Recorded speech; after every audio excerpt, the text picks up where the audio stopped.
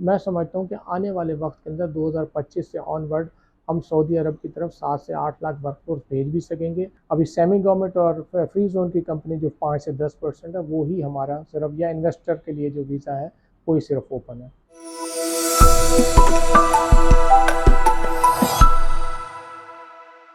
Dubai के वीज़े बंद है पाकिस्तान में। ये आम लोगों के लिए ज़रा समझाइएगा कि ये मामला क्या है। पहले तो ये लोगों को ये समझाएं कि असल इशू क्या है। पाकिस्तानी जो सुन रहे हैं, बहुत से लोग ख्वाहिशमंद हैं जाने के लिए। जाहिर सी बात है, सबसे हमें करीबी दुबई पड़ता है, आसान पड़ता है, लेकिन अब मसला बना हुआ है। तो ये बताइएगा लोगों को। देखिए, हमारी जो वर्कफोर्स है 2022 में हमारी तकरीबन 1,29,000 के करीब गई। यूएई के अंदर जो 7 स्टेट्स हैं जिसमें मोस्टली जो हमारे दुबई और अबू धाबी और शारजा के स्टेट्स वगैरह हैं। हमारे 2023 में ये वर्कफोर्स जो कि क्योंकि हमारे अनसर्टन पॉलिटिकल सिचुएशन और इकोनॉमिक सिचुएशन में हम क्राइसिस में थोड़े थे, तो हमारी ये वर्कफोर्स बढ़ के 2,29,000 हो गई। तो इसके अंदर एक अच्छा प्रोपोर्शन देखने में आया था 2023 में। और 2023 में फिर 7 विजिट वीज़े के ऊपर भी हमारे पढ़े लिखे बच्चे जो हैं, जो यूथ है वो जा रही थी यूएई की साइड पे, क्योंकि यूएई के अंदर जॉब अपॉर्चुनिटीज़ पढ़े लिखों की ज़्यादा है कंपैरेटिवली हमारे दूसरे सेक्टर्स के। तो हमारी जो यूथ है यहाँ से वो यूएई की साइड पे जा रही थी विजिट वीज़े पे भी। एम्प्लॉयमेंट पे हमारे तकरीबन 2,29,000 के थे 2023 में लोग। तो वहाँ पे थोड़ा सा इस मौके के ऊपर थोड़ा सा हमारा जो पाकिस्तान में जब ये विजिट वीज़े टू एम्प्लॉयमेंट वीज़े में जो ट्रांसफ़र हो रहा था वहाँ पे वीज़ा, लोग यहाँ से विजिट वीज़े पे जा रहे थे, तो उसमें थोड़ा सा हमारा एजेंट माफिया और दूसरे लोग एक्टिव हुए थे, जिसकी वजह से जो यहाँ से थ्रू प्रॉपर चैनल जो हमारे ओवरसीज़ प्रमोटर हैं जो प्रॉपरली प्रोसीजर के थ्रू पाकिस्तान से अप्रूवल्स के थ्रू भेजते थे, तो वहाँ पे एजेंट माफिया एक्टिव हुआ और उन्होंने भी सादा लोग अफराद को यहाँ से विज़िट वीज़े पे वहाँ पे भेजा। और वहाँ पे वो विज़िट वीज़े पे तकरीबन 80% हमारे वीज़ा जो है विज़िट टू एम्प्लॉयमेंट ट्रांसफ़र हो रहा था, और 15 से 20% हमारा वीज़ा ट्रांसफ़र नहीं हो रहा था। उसमें से कुछ लोग हमारे वापस पाकिस्तान को भी आ जाते थे और कुछ लोग हमारे वहाँ पे इलीगल स्टे हो रहा था। तो इस सूरत हाल को देखते हुए, मद्देनज़र रखते हुए, यूएई गवर्नमेंट ने क्रैकडाउन किया था, जिसमें जब उन्होंने पकड़ा जो बैगिंग के केस आए थे और ये जो रोड्स पे गाड़ियाँ साफ़ कर रहे हैं या ओवर स्टे जो पाकिस्तानी हुए हैं, तो यूएई गवर्नमेंट ने जब क्रैकडाउन किया तो उसमें मोस्टली पाकिस्तानी उसमें इन्वॉल्व निकले। तो जिसकी वजह से नवंबर 2023 में यूएई गवर्नमेंट ने हमारे मिनिस्ट्री ऑफ लेबर के जो थ्रू वीज़ाज़ निकलते हैं जो हमारे 90 टू 95% हैं, वो हमारे एम्प्लॉयमेंट वीज़ा बंद कर दिए। अभी सेमी गवर्नमेंट और फ्री जोन की कंपनी जो 5 से 10% है वो ही हमारा सिर्फ, या इन्वेस्टर के लिए जो वीज़ा है वो ही सिर्फ ओपन है। अच्छा रावी, हमने जैसे आपके वेबसाइट फेमस बता रहे हैं कि 2023 में बहुत से लोग गए दुबई, लेकिन गुज़िश्ता जो 6 माह से हम देख रहे हैं, जो आपके आदाद शुमार है उसमें बहुत कमी आ रही है इसमें। तो क्या वजह है कि ये कमी तो आ रही है हमारे सामने, लेकिन इसको आप कैसे बैलेंस करेंगे? और जो बढ़नी थी जो चीज़ वो कम हो रही है, और दूसरा इसका माशी तौर पर जो रेमिटेंसेस हैं हमारे, उस पर कितना असर इस चीज़ का हो रहा है? देखिए, ये तो हमारे जो 2023 के अंदर हमारी 2,29,000 वर्कफोर्स गई थी, हम उम्मीद कर रहे थे कि 2024 में हमारी ये और बेहतर होगी, हम बढ़ा के इसको 3 लाख के करीब लेके जाएंगे, जिससे ये कि हमारी रेमिटेंसेस के अंदर भी इजाफा मुमकिन था।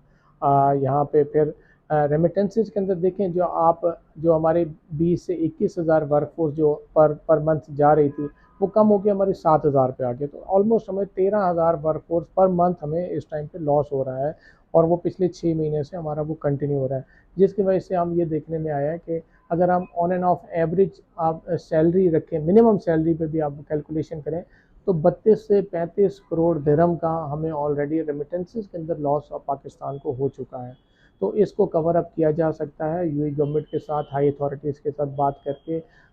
इस हमारा एम्प्लॉयमेंट वीज़े को खुलवाया जा सकता है। अभी आपने देखा कि बारिशें जो सूरत हाल बनी थी पूरे यूएई के अंदर, जिसमें हम उनके साथ हैं, और ये एक थोड़ा सा इस तरह का सिनेरियो बिल्ड हुआ था। तो उसके बाद prime minister of UAE Sheikh Mohammed ने जो है इज़ एक्सीलेंसी ने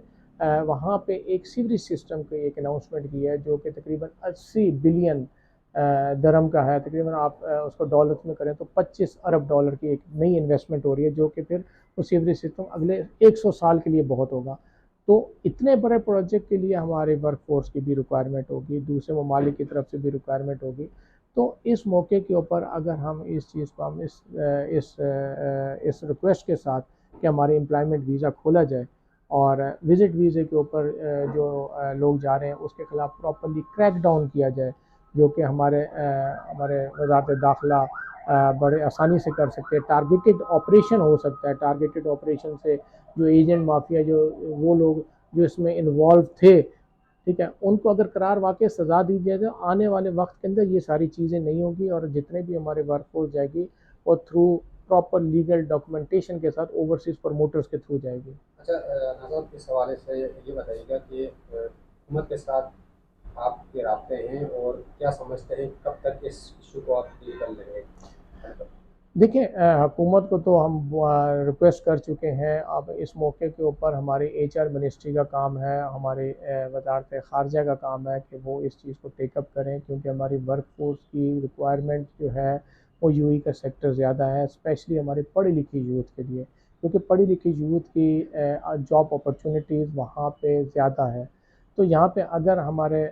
वज़ारत दाखिला, वज़ारत ख़ारजा और साथ हमारी एचआर समंदर पार मिनिस्ट्री अगर इस चीज़ को अगर सीरियसली टेकअप करेंगे और हमारी ब्यूरो ऑफ इमिग्रेशन, तो मैं समझता हूँ कि ये हम यूएई गवर्नमेंट के साथ बात करके ये हमारे एम्प्लॉयमेंट वीज़ा खुल सकते हैं। अब हम इंतज़ार कर रहे हैं, क्योंकि हमें अपने यूथ को यूटिलाइज़ करना है इस टाइम पे जो हमारे मुल्क के अंदर सिचुएशंस बिल्ड हुई हैं और हमारे अनएम्प्लॉयमेंट बढ़ती जा रही है, हमारे जिसकी वजह से स्ट्रीट क्राइम्स और ये सारी चीज़ें बढ़ती जा रही हैं, तो हमने पढ़े लिखे बच्चों को इस्तेमाल करना है। अच्छा, अपना भी ये बताइएगा कि सऊदी अरब में अब वर्क फोर्स की बहुत ज़रूरत है,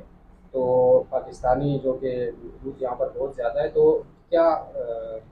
तरीक़ाकार अपनाएंगे आप लोग कि ज़्यादा से ज़्यादा लोग पाकिस्तान से सऊदी अरब जाएँ और वहाँ पर जो उनका प्रोजेक्ट है उसका हिस्सा बने और पाकिस्तान रेमिटेंस भेजें?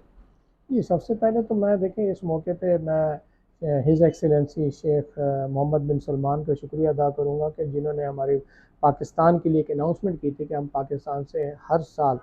10 लाख वर्कफोर्स पाकिस्तान से लेंगे। उनका जो नया प्रोजेक्ट है लियोन सिटी का और दूसरे जो प्रोजेक्ट चल रहे हैं, तो उसके अंदर हमें थोड़ी सी एक हर्डल्स आ रही हैं वर्कफोर्स भेजने के लिए। तो मैं रिक्वेस्ट करूँगा यहाँ पे पाकिस्तान गवर्नमेंट से और अपने वज़ारत समंदर पार पाकिस्तानी से कि हमारे